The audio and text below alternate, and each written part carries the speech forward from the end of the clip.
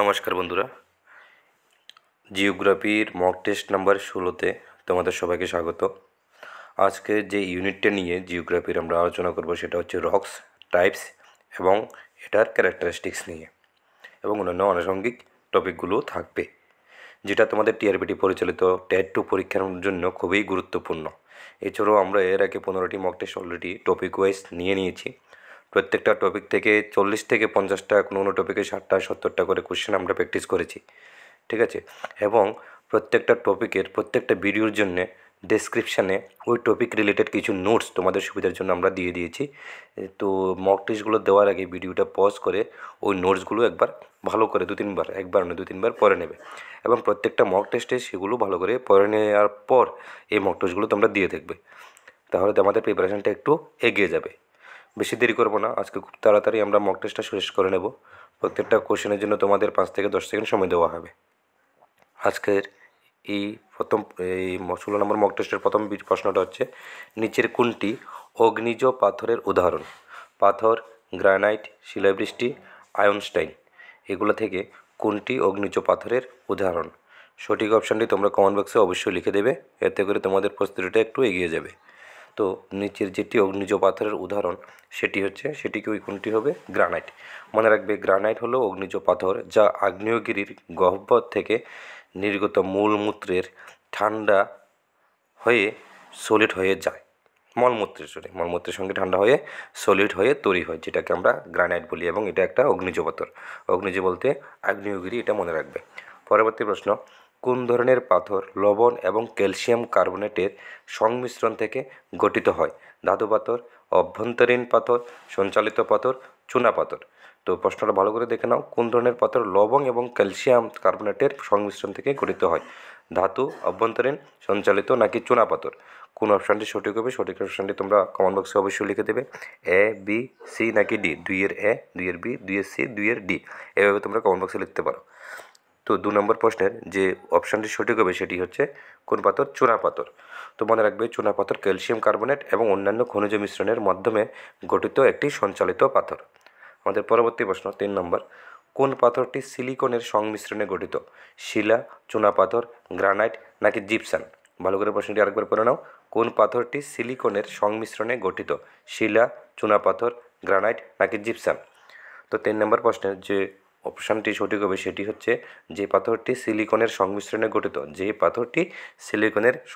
গঠিত সেটি কী পাথর? সেটির নাম হচ্ছে তোমার গ্রানাইট। গ্রানাইট সিলিকন এবং অক্সিজেনের সংমিশ্রণে গঠিত একটি অগ্নিজ পাথর। গ্রানাইটকে অগ্নিজ পাথর এবং এই পাথরটি সিলিকনের সংমিশ্রণে গঠিত, এটা মনে রাখবে। আমাদের পরবর্তী প্রশ্ন 4 নম্বর প্রশ্ন, সেটি হচ্ছে, কোন ধরনের পাথর মাটির নিচে চাপ এবং তাপের প্রভাবে তৈরি হয়? আগ্নেয় পাথর, সঞ্চালিত পাথর, রূপান্তরিত পাথর নাকি বালি? আমি আবারও রিপিট করছি, কোন ধরনের পাথর মাটির নিচে চাপ এবং তাপের প্রভাবে তৈরি হয়? আগ্নেয় পাথর, সঞ্চালিত পাথর, রূপান্তরিত পাথর নাকি বালি? যে অপশানটি সঠিক হবে সেটি তোমরা কমেন্ট বক্সে অবশ্যই লিখে দেবে। তো 4 নম্বর প্রশ্নের যে অপশানটি সঠিক হবে সেটি হচ্ছে রূপান্তরিত পাথর। মনে রাখবে, রূপান্তরিত পাথর কীভাবে গঠিত হয়? এটি গঠিত হয় অতিরিক্ত চাপ এবং তাপের কারণে, মূল পাথরের রূপান্তরের মাধ্যমে। যে মূল পাথরটা থাকে, এটা চাপে এবং তাপের কারণে কী হয়ে যায়? রূপান্তর হয়ে যায়, যে কারণে এটাকে রূপান্তরিত পাথর বলে। পরবর্তী প্রশ্ন, কোন পাথরের মধ্যে মেটামরফিক প্রক্রিয়া প্রবাহিত হয়?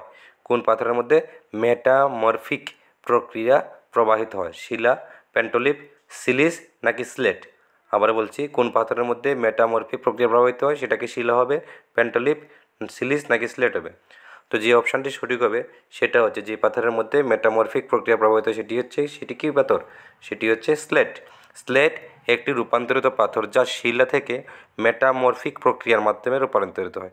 তো স্লেটটা কিন্তু ওই রূপান্তরিত পাথরের একটা অংশ, একটা পার্ট, যেটা তোমার মেটামরফিক একটা প্রক্রিয়া আছে, যে প্রক্রিয়ার মাধ্যমে এটা কী হয়? এটা তৈরি হয়ে থাকে। পরবর্তী প্রশ্ন, কোনটি একটি সঞ্চালিত পাথর? সঞ্চালিত পাথর নিচের অপশানগুলো থেকে কোনটা সঠিক হবে? গ্রানাইট, বেসাল্ট, শিলা নাকি শেল পাথর? ঠিক আছে। তো পাথরের যে বিভিন্ন টাইপগুলো আছে সেগুলি আমরা ডেসক্রিপশানে নোটসের আকারে অলরেডি দিয়ে দিয়েছি। তোমাদের কাছে হয়তো প্রশ্নগুলো নতুন লাগতে পারে, যারা নতুনভাবে প্রথমবার প্রিপারেশন করছো, তোমরা নোটসগুলো ডেসক্রিপশানে পেয়ে যাবে, ওখানে পড়লেই যথেষ্ট, তোমাদের অন্য কোথাও যেতে হবে না। এগুলো যদি মোটামুটি প্রত্যেকটা টপিক ওয়াইজ যদি তোমাদের জানা থাকে, সিলেবাসটা যদি ভালোভাবে জানা থাকে টপিক ওয়াইজ, তাহলে দেখবে তোমরা জাস্ট একটাবার আমারটা তোমাদের পড়াশোনার সঙ্গে সঙ্গে আমারটাও একটু ভেবে দেখো। প্রতিটা সিলেবাস যার মুখস্থ থাকবে, ঠিক আছে, সিলেবাসের টপিকগুলো যার মুখস্থ থাকবে, সঙ্গে কনসেপ্টটা একটু একটু একটু একটু করে কনসেপ্টটা থাকবে, একটা আইডিয়া থাকবে, তারা সমস্ত প্রশ্নের উত্তর একটা আইডিয়া পেয়ে যাবে।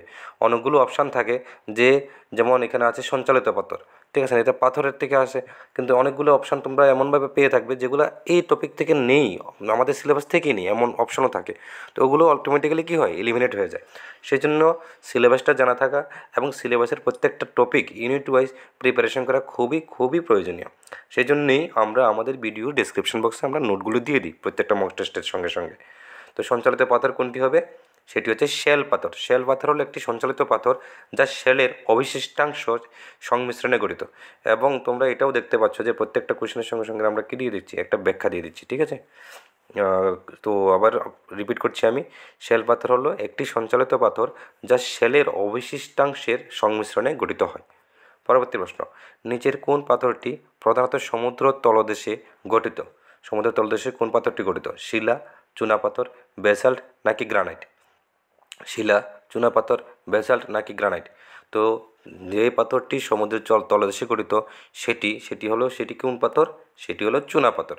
চুনাপাথর সমুদ্রে তলদেশে অধিকাংশ সময় তৈরি হয়, এটি জীবাশ্মের অবশিষ্টাংশ দ্বারা গঠিত হয়ে থাকে, ঠিক আছে। কোন পাথরটি, 8 নম্বর প্রশ্ন, কোন পাথরটি মূলত আগ্নেয়গিরির লাভার ঠান্ডা হয়ে গঠিত হয়? Granite, paleolithic, pump fresh, basalt? Granite, paleolithic, pump fresh, basalt. কোন পাথরটি মূলত আগ্নেয়গিরির লাভার ঠান্ডা হয়ে গঠিত হয়? সেই পাথরটি হচ্ছে কি, বেসাল্ট পাথর। বেসাল্ট হলো একটি অগ্নিজ পাথর। দেখো, অগ্নিজ পাথরের মধ্যে অনেকগুলো টাইপ থাকে, অনেকগুলো টাইপ থাকে, যেমন তোমার একটা হচ্ছে বেসাল, আর একটা আমরা কিছুক্ষণ আগে আলোচনা করেছিলাম। তো অগ্নিজ পাথরের আলাদা আলাদা টাইপ থাকে। এই অগ্নিজ পাথরের মধ্যে এমন একটা পাথর আছে যেটা আগ্নেয়গিরির লাভাগুলো থেকে হয়। আগ্নেয়গিরির লাভাগুলো কী হয়, ঠান্ডা হয়ে সৃষ্টি হয়ে থাকে, সেগুলোকে আমরা কী বলি, সেগুলোকে আমরা বলি বেসাল্ট পাথর। পরবর্তী প্রশ্ন, রূপান্তরিত পাথরের উদাহরণ কী? রূপান্তরিত পাথর কি গ্রানাইট, স্লেট, বেসাল্ট নাকি শিলা? কোনটি রূপান্তরিত পাথর? কিছুক্ষণ আগেই আমরা যেটা একটা কোশ্চেন আলোচনা করেছিলাম, সেখান থেকে তোমরা যদি ধ্যান দিয়ে থাকো তাহলে এই প্রশ্নটা আনসার করতে পারবে। রূপান্তরিত পাথরের উদাহরণ কি? রূপান্তরিত পাথরের উদাহরণ হচ্ছে স্লেট। স্লেট হলো একটি রূপান্তরিত পাথর যা শিলা থেকে তাপ এবং চাপের প্রভাবে তৈরি হয়। আমাদের আজকের এই মক টেস্টে 16 নম্বর মক টেস্টের শেষ প্রশ্ন, নিচের কোন পাথরটি বালির শিলার আংশিক পরিশোধন দ্বারা গঠিত হয়? শিলাপাথর, গ্রানাইট, বালি পাথর নাকি চুনাপাথর? আজকের কোশ্চেনগুলো আমরা একটু ফার্স্ট আলোচনা করে নিয়েছি। আশা করছি তোমাদের কোনো অসুবিধা হয়নি। আর কোনো কোশ্চেনের মধ্যে কোনো অপশান যদি তোমাদের প্রবলেম থাকে বা ভুল থাকতে পারে, যদি ভুল থাকে, ভুল থাকার সম্ভাবনা খুবই কম, যদি ভুল থাকে তোমরা অবশ্যই আমাদের কমেন্ট বক্সে জানিয়ে দেবে। তো নিচে যে পাথরটি বালির শিলার আংশিক পরিশোধন দ্বারা গঠিত হয় সেটি কোন পাথর? সেটি হচ্ছে বালি পাথর। বালি পাথর বালির শিলার আংশিক পরিশোধন দ্বারা তৈরি হয়, ঠিক আছে। তো আমাদের এই টপিকের উপরে, রক্সের উপরে আরও কিছু কোশ্চেন আছে, এগুলো আমরা রেডি করে আজকে চেষ্টা করব যে আজকে সন্ধ্যার দিকে আমরা আপলোড করে দিতে। তো বন্ধুরা, যে ভিডিওগুলো আমরা আপলোড করেছি সেই ভিডিওগুলোকে নিয়ে আমরা একটা প্লে লিস্টও বানিয়েছি জিওগ্রাফি মক টেস্টের। সেই মক টেস্টে গেলে তোমরা সবগুলো ভিডিও এক জায়গাতেই পেয়ে যাবে, এবং এগুলো ভালোভাবে প্র্যাকটিস করবে প্রতিনিয়ত। এবং প্রত্যেকটা মক টেস্টের ডিসক্রিপশান বক্সে, আমি আবারও রিপিট করছি, ডেসক্রিপশন বক্সে আমরা নোটগুলো প্রোভাইড করে দিয়েছি। এছাড়াও এই প্রশ্নগুলো ছাড়াও 40-50টা প্রশ্ন ছাড়াও আরও অনেকগুলো প্রশ্ন আছে টপিক ওয়াইজ। সেই প্রশ্নগুলি কোথায় পাবে, কীভাবে পাবে, এবং অন্যান্য ইম্পর্টেন্ট ইনফরমেশান, কিছু টেক্সট বুক আছে, ঠিক আছে, কিছু টেক্সট বুক, পুরাতন টেক্সট বুক আছে পিডিএফ আকারে। এই টেক্সট বুকগুলো সব আমরা আমাদের হোয়াটসঅ্যাপ চ্যানেলের মাধ্যমে প্রোভাইড করব। দয়া করে তোমরা হোয়াটসঅ্যাপ চ্যানেলটা অবশ্যই জয়েন করে নেবে। ধন্যবাদ সবাইকে, তোমাদের দিনটা খুব ভালো কাটুক।